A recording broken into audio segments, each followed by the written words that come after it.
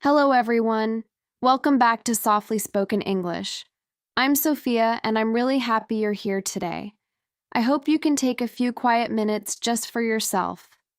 Today, I'd like to talk about something that almost always comes up when we meet someone new: our hobbies. It may seem like an easy topic, but finding the right words isn't always simple. So let's explore it together in a relaxed and natural way. Imagine you're having coffee with someone you've just met. After chatting for a little while, they smile and ask, "So, what do you enjoy doing in your free time?" It's such a simple question, isn't it? But many English learners suddenly don't know what to say, not because they don't have hobbies, but because they're busy translating every word instead of simply talking. Today, I'd like to help make that feel much easier. The interesting thing is that people usually aren't looking for an impressive answer. They're simply trying to get to know you a little better. Maybe you enjoy reading before bed, going for long walks, listening to music while cooking, or spending quiet weekends at home. Ordinary hobbies often lead to the best conversations because they're honest, familiar, and easy for other people to relate to. Let's imagine someone asks, "What do you like doing in your free time?" A very common answer is, "I like reading." And that's perfectly correct. But if you'd like to sound a little more natural, you could say, "I've always enjoyed reading." It feels warmer and more personal. Instead of simply giving information, you're sharing a small part of your story, and that's what makes conversations feel genuine. Another expression I really like is, "I've recently started." Maybe you've recently started learning to cook, going to the gym, or taking photographs. This small phrase tells people that you're excited about something new. It also makes it very easy for the other person to keep the conversation going, because they'll naturally become curious and want to know more. Now imagine they ask, "How did you get into that?" I love this question because it gives you the chance to tell a little story. You might say, "A friend introduced me to it," or "I decided to try something new last year." You don't need a long explanation. Even a simple story makes your English sound more natural and helps the conversation continue without feeling forced. The same idea works with almost any hobby. Maybe you enjoy cooking. Instead of saying, "I like cooking," you could say, "I really enjoy trying new recipes on the weekends." That little detail makes your answer much more interesting, and it gives the other person something they can respond to or ask about. Sometimes people worry that their hobbies aren't exciting enough, but honestly, I don't think that's what conversations are about. You don't need unusual stories to connect with someone. Very often, the simplest hobbies, reading, walking, gardening, watching films, or listening to music, are the ones that create the best conversations because so many people can relate to them. Here's another expression that sounds very natural. Whenever I have some free time, you might say, "Whenever I have some free time, I like going for a walk near the beach." It's a lovely way to introduce your hobby because it sounds relaxed and conversational, just like something you'd hear from a native speaker. Now imagine the other person smiles and says, "That sounds interesting." What could you say next? You don't need a perfect answer. You could simply explain why you enjoy it. Maybe it helps you relax after work. Maybe you've been doing it since you were a child. Or perhaps it gives you a chance to spend time with friends. Those little details make the conversation feel real. Let's say you enjoy listening to music. Instead of simply saying, "I like music," you could say, "I usually listen to music while I'm cooking or driving." Isn't that a much nicer answer? You're giving the other person a little glimpse into your daily life, and that's often what makes a conversation feel warm and natural. Sometimes, the best way to talk about a hobby is to explain how it makes you feel. You might say, "It helps me relax after a busy day," or "It's something I always look forward to." People often connect more with feelings than with facts. A simple sentence like that can make your English sound much more personal. Here's another expression you'll hear quite often. I've been doing it for example, I've been playing the guitar for about 3 years, or I've been learning to cook since I moved here. You don't have to be an expert. You're simply sharing a little part of your journey, and that's what keeps conversations interesting. Now imagine the other person says, I'd love to try that someday. That's a perfect opportunity to keep the conversation going. You could smile and answer, you definitely should. It's easier than people think. Or, I think you'd really enjoy it. Good conversations are built one small sentence at a time. Of course, not everyone has lots of free time, and that's completely normal. You might say, I don't get much time for it these days, but I still enjoy it whenever I can. I really like this expression because it sounds honest. It also reflects real life, where our hobbies sometimes have to wait until the weekend or a quiet evening. Have you noticed that we've hardly talked about grammar today? Instead, we've been talking about people, experiences, and everyday moments. I think that's one of the nicest ways to learn a language. When you focus on communicating, the vocabulary starts to stay in your mind much more naturally than if you simply tried to memorize a list of words. Let's imagine you're talking to a new colleague during your lunch break. They ask, what do you usually do on weekends? You could answer, I usually go for a walk, read a good book, or spend time with my family. That's a lovely answer because it feels natural. You're not trying to impress anyone. You're simply sharing a little about your everyday life. Sometimes people ask about hobbies because they're looking for something in common. Maybe they enjoy the same things you do.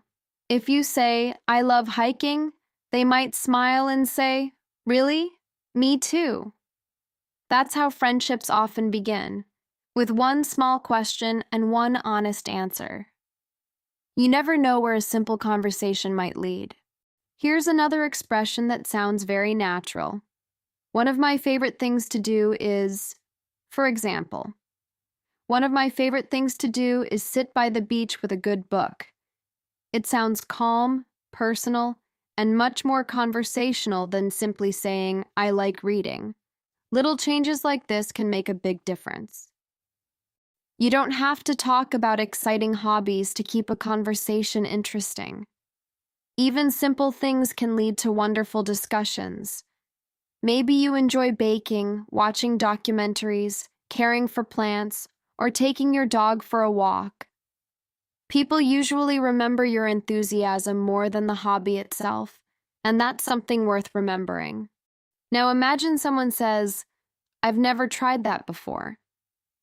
Instead of ending the conversation there, you could reply, you should give it a try sometime, or I think you'd enjoy it. These small responses help the conversation continue naturally, and they also make you sound friendly and approachable. Sometimes the conversation doesn't stop with your hobby. People often become curious and ask another question. For example, what's your favorite part about it? That's a lovely opportunity to share your thoughts. You could say, I enjoy the peaceful feeling it gives me. Or, it helps me forget about work for a while. Simple answers often create the best conversations. You can also ask questions about the other person's hobbies. Imagine they tell you they enjoy painting. You might smile and ask, how did you get into painting? Or, how long have you been doing that? Asking questions shows genuine interest, and that's one of the easiest ways to keep a conversation going naturally. Another expression I really like is, I've always wanted to try. Maybe you've always wanted to learn the guitar, take dance lessons, or start gardening. Even if you haven't started yet, Talking about something you'd like to do is a great way to make the conversation more interesting and personal. Sometimes you and the other person discover that you enjoy the same hobby. That's always a nice moment. You could say, "Really? I love that too." Or, "What a coincidence." These small reactions sound very natural and help create a friendly atmosphere. They're simple, but they make conversations feel much more relaxed. And remember, you don't need perfect English to have a good conversation. People aren't usually paying attention to every grammar mistake. They're listening to your ideas, your experiences, and your personality. If you speak with confidence and kindness, most people will enjoy talking with you, even if your English isn't perfect yet.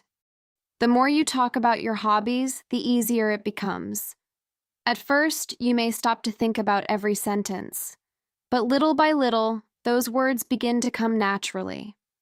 One day, you'll answer questions without translating in your head, and you'll realize that you're simply enjoying the conversation. That's a wonderful feeling, and I hope you experience it very soon. Let's imagine you've just met someone at a community event. After talking for a few minutes, they ask, "What do you usually do after work?" Instead of giving a short answer, you could say, "I usually go for a walk, listen to a podcast, or read a few pages of a book." Those little details make your answer feel friendly and invite the other person to share something too. Have you ever noticed that people enjoy talking to someone who's genuinely interested in them? If they tell you about a hobby you've never tried, don't worry. You don't need to know everything about it. You can simply say, "That sounds really interesting," or "I'd love to hear more about it." Sometimes being curious is more important than having the perfect answer. Here's another expression that sounds very natural.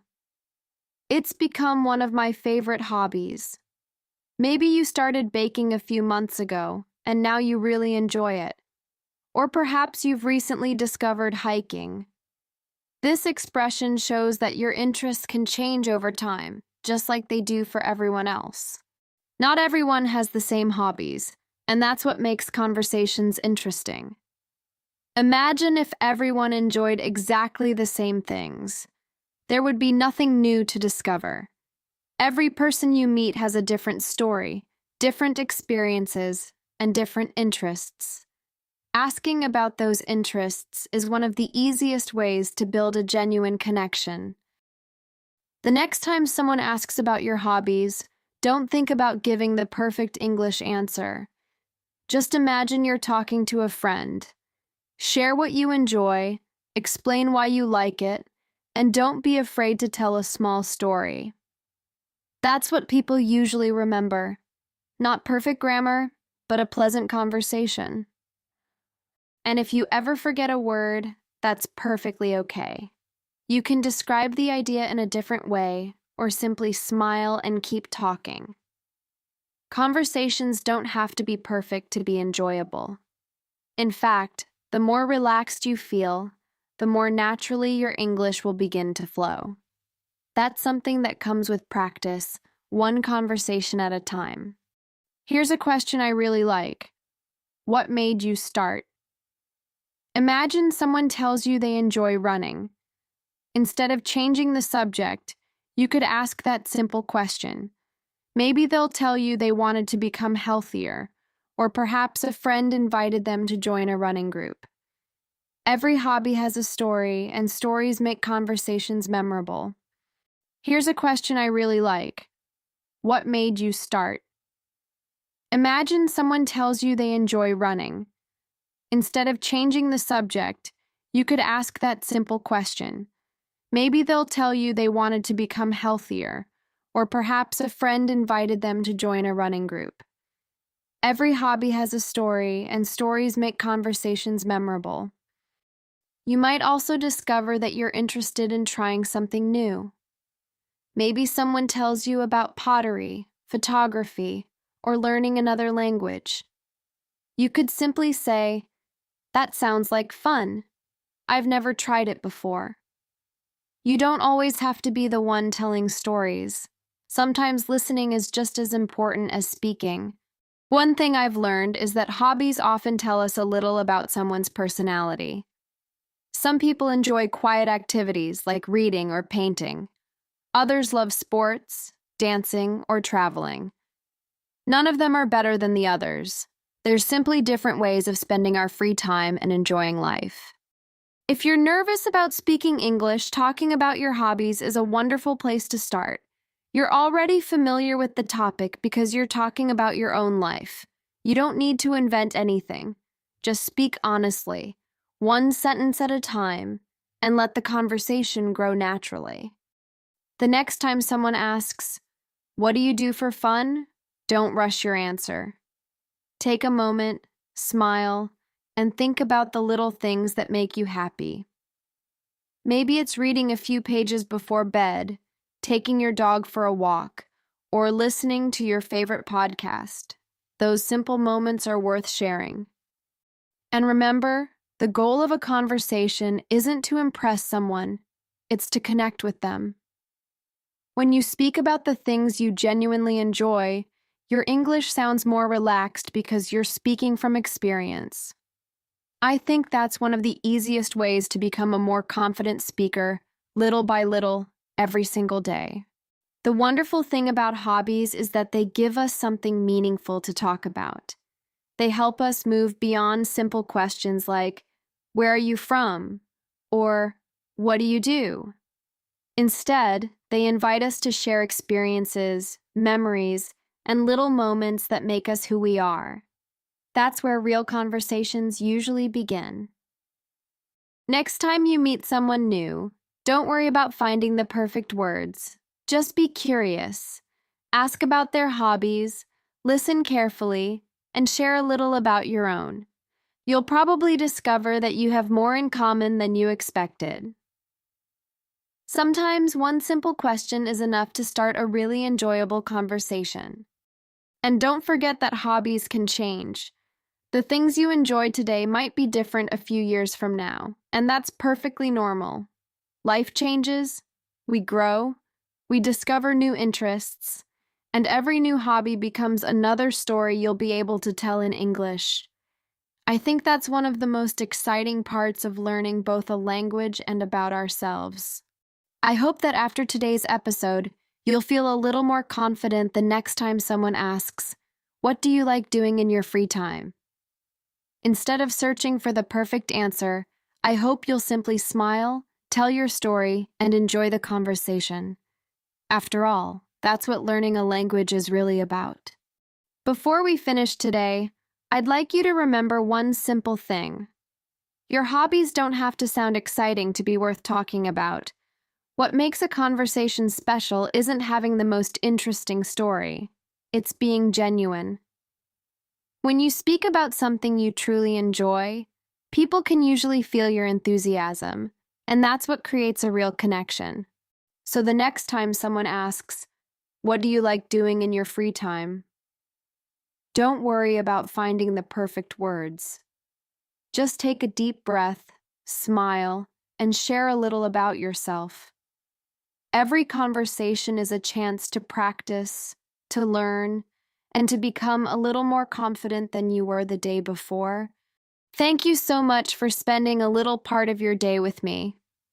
I hope this episode has given you a few new ideas and, more importantly, a little more confidence to talk about the things you love. Learning English is a journey, and I'm really happy to be part of yours.